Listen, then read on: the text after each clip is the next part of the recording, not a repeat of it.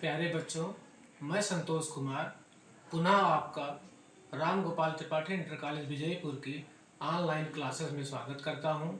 ये भौतिक विज्ञान की क्लास है।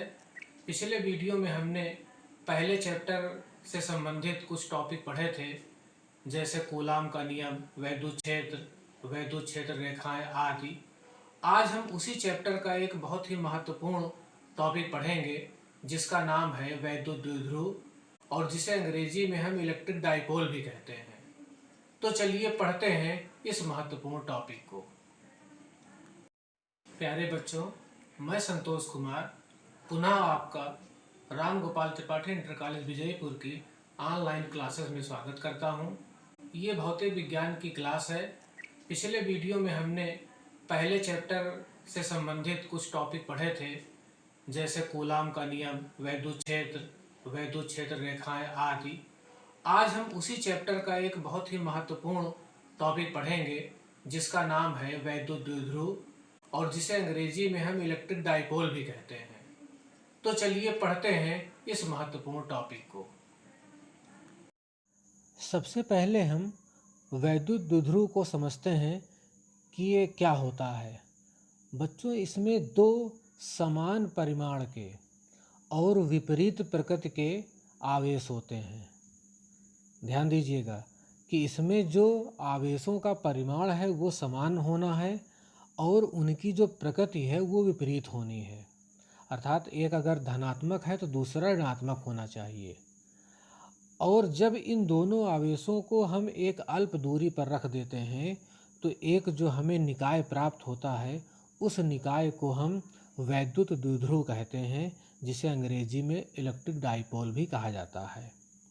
तो जैसा कि आप चित्र में देख पा रहे हैं कि एक बिंदु है कैपिटल ए और इस पर एक आवेश है माइनस क्यू, और दूसरा बिंदु है बी और इस पर आवेश है प्लस क्यू, और इन दोनों आवेशों के बीच की जो दूरी है वो 2l है। अब आप सोच रहे होंगे कि अभी तो दोनों आवेशों के बीच की दूरी को अल्प बताया गया है, तो इसमें 2 का फिर गुणा क्यों कराया गया। 2 का गुणा बच्चों इसलिए कराया गया है कि अभी जब हम सूत्रों का निगमन करेंगे वैद्युत द्विध्रुव से संबंधित, तो उसमें इन दोनों आवेशों के बीच की आधी दूरी का प्रयोग किया जाएगा। अब अगर हम दोनों आवेशों के बीच की दूरी l लेंगे तो उसका आधा l/2 होगा, l का आधा, और अगर हम 2l लेंगे तो उसका आधा l होगा। अब गणितीय संक्रिया में अगर हम l/2 रखेंगे तो हमारा जो कैलकुलेशन है थोड़ा सा जटिल हो जाएगा। तो कैलकुलेशन जटिल ना होने पाए इसलिए हम दोनों आवेशों के बीच की दूरी को 2l लेंगे और उसका आधा जो l होगा उसे हम सूत्र निगमन में प्रयोग करेंगे। तो इस तरह से हम वैद्युत द्विध्रुव को जो परिभाषित करेंगे वो इस तरह से होगा कि वैद्युत द्विध्रुव एक ऐसा निकाय है जिसमें दो बराबर परंतु विपरीत प्रकार के बिंदु आवेश एक दूसरे से अल्प दूरी पर रखे होते हैं। तो इस तरह से हम वैद्युत द्विध्रुव या इलेक्ट्रिक डाइपोल को परिभाषित कर सकते हैं। अब इसके आगे का जो टॉपिक है वो है वैद्युत द्विध्रुव का आघूर्ण। ये भी बहुत सरल टॉपिक है। इसमें क्या होता है कि जो दो आवेश हैं उनमें से किसी एक आवेश का परिमाण ले लेते हैं और दोनों आवेशों के बीच की जो दूरी है 2l उसको ले लेते हैं। मतलब एक हम q ले लेते हैं और 2l ले लेते हैं और इन दोनों का हम आपस में गुणा करा देते हैं। तो इन दोनों का आपस में जो गुणा कराने पर जो गुणनफल प्राप्त होगा उसे हम P कहते हैं। अर्थात ये बन जाता है P बराबर Q इंटू 2l, या इसको हम 2QL भी कह सकते हैं। तो जो हमारा वैद्युत द्विध्रुव का आघूर्ण P होगा वो बन जाएगा 2QL। तो इस तरह से हम इसको लिख सकते हैं कि दोनों आवेशों में से किसी एक आवेश और दोनों आवेशों के बीच कि दूरी के गुणनफल को वैद्युत द्विध्रुव आघूर्ण कहते हैं और इसे हम कैपिटल P लेटर से प्रदर्शित करते हैं। और बच्चों एक चीज़ ये भी ध्यान रखना है कि ये एक सदिश राशि होती है और इसकी जो दिशा होती है वो माइनस आवेश से या ऋण आवेश से धन आवेश की ओर होती है। अर्थात जैसे यहाँ पर चित्र में ये जो चित्र प्रदर्शित किया गया है, इसमें जो वैद्युत द्विध्रुव आघूर्ण की जो दिशा होगी वो A से B की ओर होगी, क्योंकि A ऋण आवेशित है और B धन आवेशित है। तो इसकी जो दिशा होती है वो ऋण Q से धन Q की ओर या ऋण आवेश से धन आवेश की ओर होती है। और इसका जो मात्रक होगा, इसका सूत्र क्या है? Q into 2L। Q का मात्रक है कूलाम और L दूरी है, इसका मात्रक है मीटर। तो वैद्युत द्विध्रुव आघूर्ण का जो मात्रक होगा उसका मात्रक होगा कूलाम मीटर और इसे हम P लेटर से प्रदर्शित करते हैं। तो इस तरह से ये वैद्युत द्विध्रुव हुआ सबसे पहले और उसके बाद वैद्युत द्विध्रुव का आघूर्ण हुआ।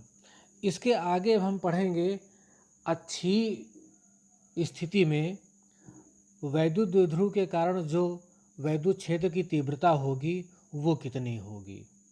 तो अगला आप ये जिसमें एक सूत्र का निगमन होगा, तो उस सूत्र को कैसे निकाला गया है ये हम सीखेंगे। हाँ बच्चों देखिए, ये एक चित्र बना हुआ है।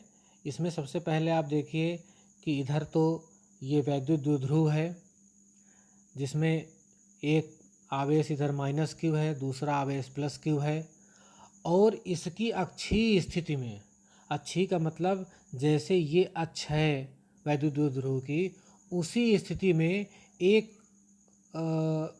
इसके मध्य बिंदु से, इस इलेक्ट्रिक डाइपोल का मध्य बिंदु जो यहाँ पर O है, इससे R दूरी पर एक हम बिंदु P ले लेते हैं जिस पर हमें वैद्युत क्षेत्र की तीव्रता की गणना करनी है।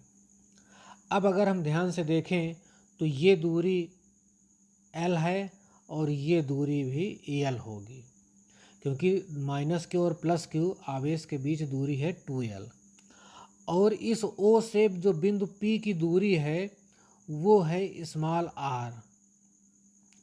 जैसा चित्र में देख पा रहे हैं कि जो बिंदु O है वैद्युत द्विध्रुव का मध्य बिंदु और इस P बिंदु, इनके बीच की जो दूरी है वो स्मॉल r है और ये दूरी L है और ये दूरी L है।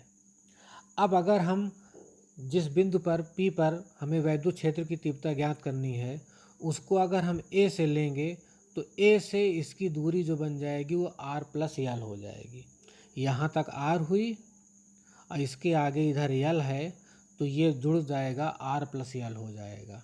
और बिंदु B से अगर हम इसकी दूरी P तक निकालेंगे तो ये चूँकि O से P तक R है और O से B तक L है, तो जो हमारी दूरी बिंदु B से P की होगी वो हो जाएगी R - L। तो इस तरह से ये दूरियां यहाँ चित्र में इस तरह से प्रदर्शित किया गया है। अब देखते हैं, अब मान लीजिए कि ये जो -Q के कारण तीव्रता है बिंदु P पर वो है E2 और +Q के कारण जो तीव्रता है वो है E1, मतलब +Q के कारण E1 है और -Q के कारण E2 है। जो ये हम बिंदु लेते हैं P, इसकी प्रगति हमेशा धनात्मक ली जाती है, ये याद रखिएगा। तो जो +Q के कारण जो इस पर वैद्युत क्षेत्र की तीव्रता होगी, चूँकि P भी धनात्मक है और बिंदु Q भी धनात्मक है, तो इसमें प्रतिकर्षण लगेगा, अर्थात E1 की दिशा बाहर की ओर होगी।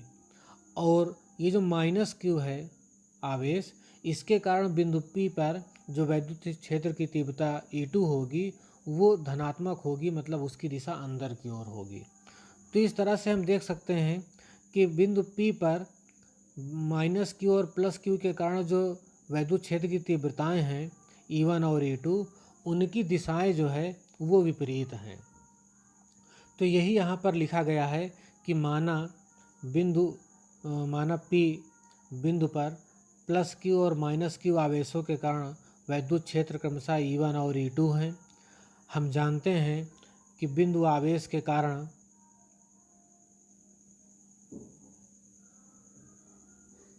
वैद्युत क्षेत्र की तीव्रता की दिशा धन आवेश से दूर और ऋण आवेश की ओर होती है। अब देखिए, जब हम E1 निकालेंगे तो पिछले वीडियो में हमने इसका सूत्र बताया था, E = 1/4πε0 Q/r²। तो यहाँ पर जो दूरी पहले हम लेंगे E1 के लिए वो होगी r-l, और r-l जब लेंगे तो E1 जो आएगा वो आएगा 1/4πε0 Q/r-l का होल स्क्वायर, और इसकी दिशा जो होगी वो B से P की ओर होगी। और जो E2 होगा उसका मान आ जाएगा 1/4πε0 Q/r+l का होल स्क्वायर। तो इस तरह से हमें E1 और E2 मिल गया। अब हम जानते हैं कि जो परिणामी तीव्रता E होगी वो इन दोनों का अंतर होगी, क्योंकि दोनों की दिशाएं विपरीत हैं। अब अंतर करने के लिए हमें ये पता करना पड़ेगा कि इनमें से बड़ा कौन है, E1 बड़ा है कि E2 बड़ा है। अब ध्यान से समझिए कि ये जो हर है, इन्हीं हरों में दोनों में केवल अंतर है, बाकी की सभी राशियां वो समान हैं दोनों में, E1 में और E2 में। अब r-l पहले वाले में हर में है उसका स्क्वायर, और r+l का स्क्वायर दूसरे वाले में है। अब यहाँ पर हमें ये समझना है कि हमारी जो राशि है r-l और r+l, इनमें बड़ा कौन है, r-l बड़ा है कि r+l बड़ा है। तो स्पष्ट हम कह सकते हैं कि ये जो राशि r+l है ये बड़ी है। जब ये बड़ी है और ये राशि हर में है तो जो हमारा E2 होगा वो E1 से छोटा हो जाएगा। तो जब E1 से छोटा हो जाएगा तो जब हम अंतर निकालेंगे E1 और E2 का, तो इस अंतर को हमें E1 माइनस E2 लिखना पड़ेगा। क्यों? क्योंकि यहाँ पर E1 जो है वो बड़ा है और E2 छोटा है। तो E1 से E2 को घटा देंगे तो हमें अंतर मिल जाएगा और बिंदु P पर परिणामी वैद्युत क्षेत्र की तीव्रता मिल जाएगी। अब इस E1 और E2 का जो मान दिया गया ऊपर हमने निकाला है, E1 = 1/4πε0 Q/r-l का होल स्क्वायर, और इसी तरह से E2 में यहाँ पर r+l का होल स्क्वायर है। इसको जब माइनस करेंगे तो Q/4πε0 ये भाग तो दोनों में कॉमन हो जाएगा, तो इसको हम कॉमन निकालेंगे और यहाँ बचेगा 1/r-l का होल स्क्वायर, यहाँ बचेगा 1/r+l का होल स्क्वायर।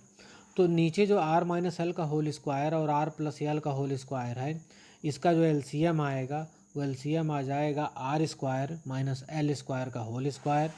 और जब एलसीएम लेके इसको हम हल करेंगे तो हल करने पर जो r² + l² होगा वो दूसरे वाले r² + l² से कट जाएगा।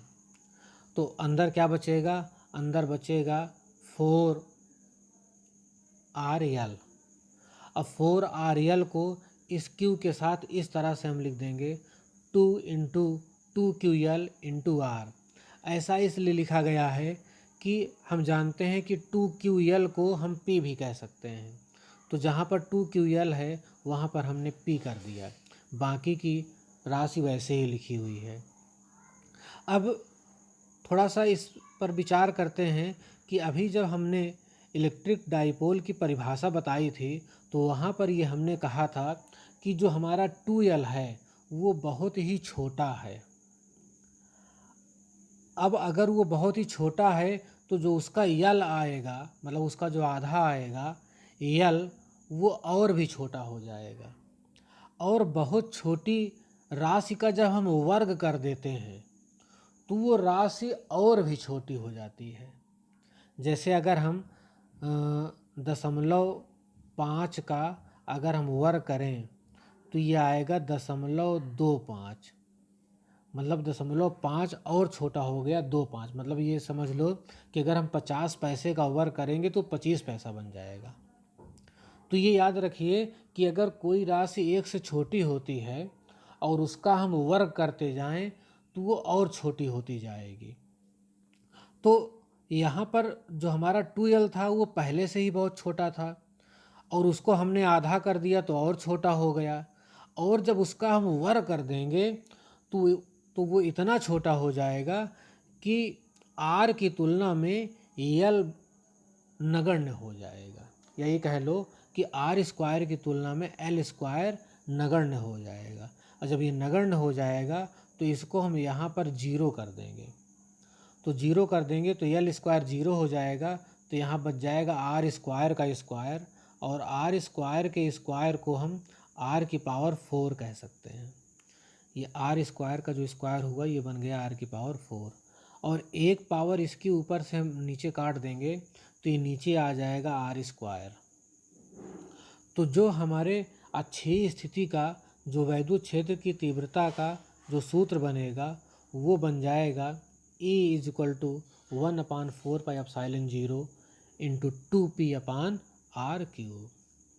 बच्चों इसी तरह से अब हमें निरक्षीय स्थिति में भी वैद्युत क्षेत्र की तीव्रता का सूत्र निकालना है, जिसे हम अगले वीडियो में अब पढ़ेंगे। फिलहाल इस वीडियो में इतना ही।